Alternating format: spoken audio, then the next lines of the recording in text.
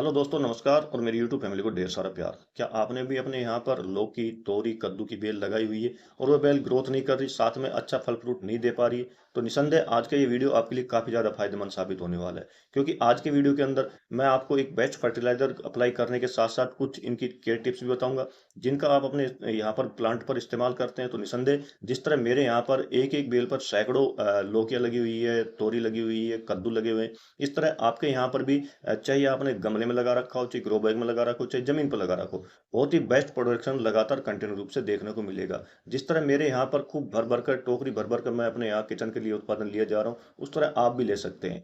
लौकी के अलावा आप देखेंगे तोरी आपको सामने दिखाई दे रही है, कितनी भारी तादाद में तोरी आई हुई है। तोरी के अंदर फूल भी बहुत अच्छी तादाद में आए हुए हैं। और आप देखेंगे कि तोरी गुच्छे के गुच्छे में आपको लगी दिखाई देगी और करीब करीब एक एक फीट से ज्यादा लंबी तोरी आपको दिखाई देगी, जो कि बिल्कुल पूर्ण रूप से ऑर्गेनिक तरीके से मैं अपने यहाँ पर टेरिस गार्डन में उगाता हूँ। यह जो आप देख रहे हैं मेरा टेरिस गार्डन है।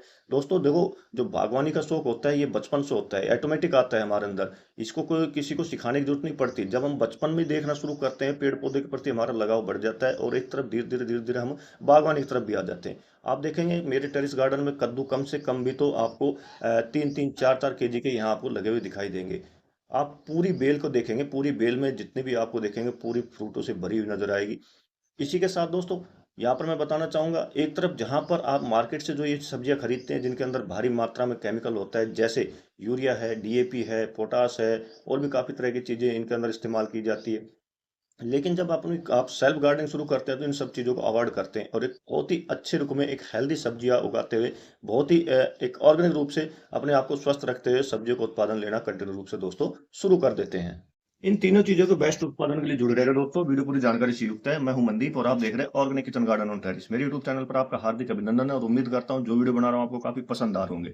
वीडियो को लाइक करें, ज्यादा ज्यादा शेयर करें और कमेंट करते हैं। जो मेरे नए व्यूअर्स है, फर्स्ट टाइम मुझे वॉच कर रहे हो तो सब्सक्राइब कर ही ले, क्योंकि आप देख रहे हैं गार्डनिंग का एक विश्वसनीय channel organic kitchen garden on terrace. बेल वर्गीय सब्जियों की अच्छी ग्रोथ और अच्छे उत्पादन के लिए दोस्तों हम फर्टिलाइजर तो अप्लाई करेंगे, लेकिन इसके साथ हमें सबसे पहले कुछ इसकी जो बेसिक चीजें होती है वो जानना जरूरी होती है, ताकि हमें उत्पादन बहुत बेस्ट मिल सके। इसके लिए हमें करना क्या होगा दोस्तों, मचान विधि को अपनाना चाहिए होता है। मचान विधि अपनाने से क्या बेस्ट बेनिफिट मिलता है कि एक तो जो नीचे जब बेल फैलती है मिट्टी के अंदर, तो उससे क्या होता है कि मिट्टी में फंगस लगने की संभावना रहती है। पत्ते लगातार गीलापन और मिट्टी के संपर्क में रहने से क्या होता है कि उसमें फंगस लगना शुरू हो जाती है और कुछ समय बाद आपको आपका प्लांट कुछ ऐसा दिखाई देगा। देखिए, ऐसे सूखना शुरू हो जाता है, गलना शुरू हो जाता है। तो इस सबसे बचने के लिए हमें करना क्या चाहिए होता है कि हमें मचान विधि अपनानी चाहिए होती है। मचान विधि पे क्या होता है कि प्लांट बहुत तेजी से ग्रोथ करता है, बजाय जमीन पे बहुत धीरे स्लो ग्रोथ करेगा और मचान विधि पे बहुत तेजी से अपने आप को ऊपर की तरफ बढ़ाता है। इसी के साथ दूसरा फायदा हमें क्या मिलता है कि जब मचान विधि हम अपनाते हैं तो फलों का साइज आपको बहुत ही ज़्यादा बेस्ट देखने को मिलता है। फल क्या अपना साइज को इंक्रीज करता है बजाय ज़मीन पे। ज़मीन पे क्या होता है कि फल टिका होने की वजह से एक साइड से पीला भी होना शुरू हो जाता है, दूसरा उसकी लेंथ बढ़नी थोड़ी रुक जाती है, वो मोटा होना शुरू हो जाता है और जल्दी पकने की स्थिति पर आ जाता है। परंतु जब मचान विधि अपनाते हैं तो ऐसा हमें नहीं देखने को मिलता है। फल अपना पूरा बहुत ही लंबे साइज के होते हैं और साथ में बेलों पर फूल भी बहुत ज़्यादा मात्रा में आते हैं। फूल अगर ज़मीन में नीचे बेल रहती है, जब टिके रहते हैं तो फूल क्या इन्फेक्टेड होकर कभी कभी ज़्यादा झड़ने शुरू हो जाते हैं, लेकिन जब बेल पर रहते हैं तो झड़ते नहीं है और पॉलिनेटर द्वारा इनका पॉलिनेशन बहुत अच्छे तरीके से किया जाता है, जिससे क्या होता है कि हर फीमेल फूल जो होता है फल में कन्वर्ट होना शुरू हो जाता है। एक बहुत ही बढ़िया उत्पादन आपको अपने यहाँ पर टेरिस गार्डन से या आपने जो किचन रूप से गार्डन सेटअप कर रखा है उससे मिलना शुरू हो जाता है। नेक्स्ट दोस्तों, जब पौधों के अंदर फूल आना शुरू हो जाते हैं तो आपको एक विशेष ध्यान रखना चाहिए होता है कि पौधे के अंदर जो पानी की मात्रा होती है वो हमें कंट्रोल कर देनी चाहिए होती है, क्योंकि लगातार अगर पौधे के अंदर नमी बनी रहती है तो क्या प्लांट जो होता है वो फुल ड्रॉपिंग की समस्या से जूझना शुरू कर देता है। बेल के अंदर जितने भी फूल आने शुरू हो जाते हैं वो क्या ड्रॉपिंग करना शुरू कर देते हैं।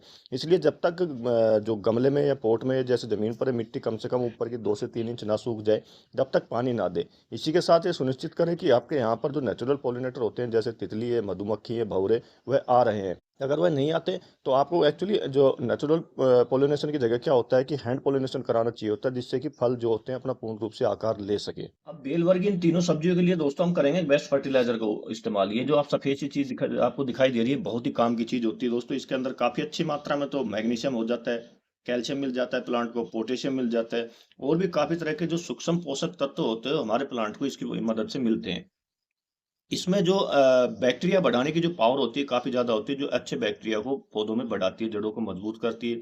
फफूंदी और जो कीट जो हमारे प्लांट पर लगते हैं उनको उनसे बचाती है अगर हम इसका स्प्रे करते हैं। और जड़ों में डालते हैं तो क्या होता है, जो फंगस लगने वाले होते हैं, जो जड़ों के अंदर कीट लगने की समस्या होती है, उसमें भी काफ़ी ज़्यादा मदद करती है दोस्तों। इसी के साथ ये पौधे को ज़्यादा बढ़ावा देती है, उनकी ग्रोथ को अच्छा बनाती है। साथ में फल-फूल लाने की क्षमता भी पौधा अपनी अच्छी दिखाता है इसके इस्तेमाल के बाद, और पौधों को हरा-भरा ज़्यादा चमकदार बनाती है। एक्चुअली दोस्तों यह है लस्सी। अब लस्सी हमें कौन-सी लेनी चाहिए होती है, कैसे इस्तेमाल करना चाहिए होता है, यह तरीके पे डिपेंड करता है। हम ताज़ा लस्सी को हमें डायरेक्ट प्लांट के अंदर कभी नहीं डालनी चाहिए होती है। इसके अंदर एक प्रक्रिया होती है, जब हम 4-5 दिन इसको रखते हैं तो ये क्या है कि खट्टी इसमें खट्टापन की जो महक है ना, वो तेज़ आनी चाहिए होती है, तीक्ष्ण आनी चाहिए होती है। और आप इसको जब खट्टी होने के बाद आप इसको ऐसे उँगली डाल के चेक करते हैं तो उसमें तीखापन आना चाहिए, जो खट्टेपन का है ना वो तीखापन आना चाहिए जैसे आता है। तो इस तरह जब लस्सी तैयार हो जाती है 4 से 5 दिन बाद पूर्ण रूप से खट्टी हो जाती है, तो हम प्लांट के ऊपर इसको अप्लाई करते हैं। 2 तरीके से अप्लाई करते हैं। एक तो हम स्प्रे करके करते हैं, जब किसी भी कीट का इंसेक्ट का अटैक हमारे प्लांट पे आने को होता है, जैसे थ्रिप्स है, माइट्स है, इसके अलावा जैसे लीफ कर्ल वायरस हो जाता है, या फिर जब आपने देखा होगा कि जब प्लांट के अंदर फ्रूटिंग होना शुरू होती है, तो क्या है कि फ्रूट थोड़ा-सा अपना आकार बढ़ाता है, लेकिन वो थोड़ा ब्लैक होकर नीचे गिर जाता है, सिकुड़ कर नीचे गिरना शुरू हो जाता है, काला होकर। वो किस लिए होता है कि जो फ्रूट फ्लाई मक्खी होती है, वो क्या प्लांट पर जो फ्रूट जब बेबी फ्रूट होता है तो उस पर अटैक डालती है और उसमें अपना लार्वा छोड़ती है, उसमें सैकड़ों तादाद में उसके अंडे होते हैं और वो क्या होता है फ्रूट को अंदर अंदर गलाना शुरू कर देते हैं। तो जब फ्रूट हमारा बेबी फ्रूट जब बिल्कुल छोटा होता है तो हमें इसका एक बार स्प्रे कर देते हैं, तो इससे हमें बहुत बेस्ट बेनिफिट देखने को मिलता है कि फ्रूट फ्लाई के अटैक से हमारा फ्रूट बच जाता है और अपना आकार लेना शुरू कर देता है। साथ ही दोस्तों जब हम इसको रूट्स के अंदर डालते हैं, मिट्टी में डालते हैं, तो क्या करता है, जो फंगस लगने की संभावना होती है, अब बारिश का सीजन होता है, लगातार पानी बरस रहा होता है, तो हमें थोड़ा-सा डालना चाहिए होता है। मैं एक प्लांट की मात्रा बताऊँगा यहाँ पर पूर्ण अब क्योंकि अपन गार्डनर है, अपने पास इतना ज़्यादा एकड़ के अंदर जगह नहीं होती जो हम उसको अप्लाई करें। मैं एक प्लांट के लिए बता रहा हूँ आपको कितना इसमें अप्लाई करना चाहिए होगा। तो एक प्लांट के लिए हमें कम से कम 100 एमएल के करीब लस्सी लेनी है, फुली 4 से 5 दिन की जो खट्टी हो चुकी होती है। उसको करना क्या है, 1 लीटर पानी लेना है, आधा लीटर आधा-आधा चीज़ इसकी क्वांटिटी लेंगे अपन, देखना भी आगे।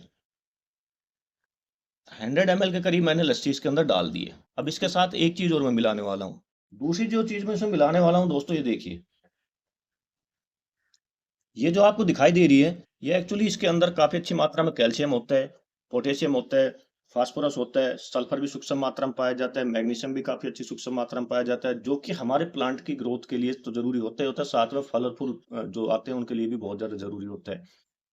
जब हमारा पौधा फल-फूल की स्टेज में आता है, तो हमें करना क्या चाहिए होता है, जो नाइट्रोजन युक्त फर्टिलाइज़र होता है, उसकी थोड़ी मात्रा को क्वांटिटी को हमें कम करना चाहिए होता है। अगर हम उसको कम नहीं करेंगे, तो क्या होगा कि पौधा ज़्यादा से ज़्यादा अपनी बढ़वार दिखाता है और जो फूल आने शुरू होते हैं, तो उनकी ड्रॉपिंग की समस्या से भी पौधा जूझना शुरू कर देता है, क्योंकि वो फूलों पर ध्यान देना बंद कर देता है, अपनी नई-नई ब्रांचों पर इन पर ध्यान देता है। तो हमें नाइट्रोजन फर्टिलाइज़र को बंद कर देना चाहिए होता है और इस तरह के फर्टिलाइज़र को अप्लाई करना चाहिए होता है। इसी के साथ जब ये मिट्टी के अंदर मिलता है, तो इसमें जो मौजूद पोषक तत्व होते हैं वो जड़ों को मजबूत बनाते हैं, जिससे पौधा क्या मिट्टी में अच्छी तरह से टिका रहता है और तेजी से बढ़ते हैं। साथ में ज़्यादा ज़्यादा फल और फूल आने की संख्या भी दिखाते हैं, जिससे उपज बेहतर बनती है। साथ में जो इसकी हल्की गंध होती है, वो क्षारीय होती है, जो नेचुरल जो जैसे नॉर्मल कीट होते हैं, जैसे फूलों पे जब फूल आना शुरू होते हैं, हल्के ब्लैक कलर के जो कीट आना शुरू हो जाते हैं, तो उनको भी वह भी इनसे दोस्तों दूर रहते हैं, जिससे पौधा काफ़ी तरह की बीमारियों से बचा जा सकता है। एक्चुअली दोस्तों ये है वुडन एश, लकड़ी की राख है। राख हम 2 तरह की अप्लाई कर सकते हैं अपने प्लांट के अंदर। एक जैसे गोबर के कंडे की राख होती है, एक लकड़ी की राख होती है। जो गोबर के कंडे की राख होती है, वह थोड़ी कम प्रभावकारी होती है, लेकिन जो ये लकड़ी वाली राख होती है, देखिए छोटे-छोटे कोयले आपको दिखाई दे रहे हैं। ये प्योर रूप से लकड़ी की बनी हुई राख है। जो लकड़ी लकड़ी हमें कौन-सी लेनी चाहिए होती है, जो कि जिस पर कभी केमिकल ना किया गया हो और या फिर जिस पर कभी पेंट वगैरह ना किया गया हो। उस तरह की लकड़ी को आप लें, उसको जलाएँ और जलाकर जो इसकी राख बन जाती है, इसको अपने यहाँ पर स्टोर रखें ताकि अपने प्लांट में काम आए। अब 1 लीटर पानी के अंदर ही मैं 1 चम्मच के करीब ही राख मिलाने जा रहा हूँ दोस्तों। अब ये दोनों का मिश्रण जो तैयार हो चुका है, 1 लीटर के करीब है। अब हमें करना क्या है, 2 प्लांट के अंदर अप्लाई करना है। आपके पास अगर 15 बाई 15 का या 18 बाई 18 का जो ग्रो बैग होता है, उसमें अगर आपने सिंगल बेल लगा रखी है, तो आपने सिर्फ आधा-आधा लीटर ही इसको अप्लाई करना चाहिए होगा, इस तरह। कुछ समय में आप देखेंगे कि आपकी पूरी बेल, जैसे मेरे यहाँ पर गार्डन में कद्दू से, तोरी से, लौकी से लदी हुई है, आपके यहाँ भी पूर्ण रूप से भरना शुरू हो जाएगी। वीडियो कैसा लगा दोस्तों, कमेंट करके जरूर बताइएगा। पसंद आने पर ज़्यादा ज़्यादा शेयर कीजिएगा। जो मेरे नए व्यूअर्स है, फर्स्ट टाइम मुझे वॉच कर रहे हो तो सब्सक्राइब कर ही लीजिएगा। मिलते हैं आपसे नेक्स्ट वीडियो में नए जानकारी के साथ। तब तक के लिए आप सबको जय हिंद, जय भारत दोस्तों।